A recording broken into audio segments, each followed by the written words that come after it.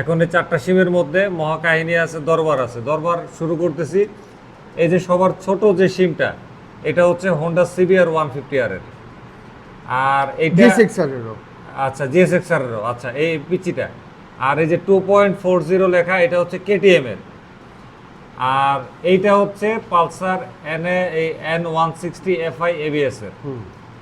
আর এটা হচ্ছে গাড়িতে সচরাচর আর লাগে, এটা হচ্ছে তাদের ফ্রি সাইজের এমনিতে একটা শিপ।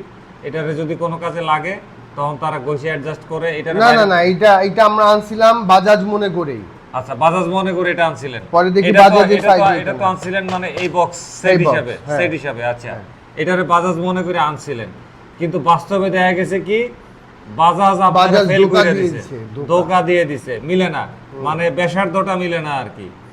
উচ্চতা মিলতেছে নাকি? উচ্চতা মিলতেছে। উচ্চতা তো ম্যাটার না, উচ্চতা উচ্চতা আপনি matter প্রায় না। গইসা কমায় ফেলানো 48টা যায়। সাইজের উচ্চতা পাবেন। হ্যাঁ, গইসা কমায় ফেলানো যায় উচ্চতা যদি ইয়া হয়, বেশি হয়। কিন্তু মেইন সমস্যাটা হচ্ছে এটা ব্যাসার্ধটা মিলতেছে না। তার মানে Bajaj Pulsar N160 Fi ABS এর সিম একটা হচ্ছে ডাইরেক্ট একটা প্যারাসিটামল ট্যাবলেট।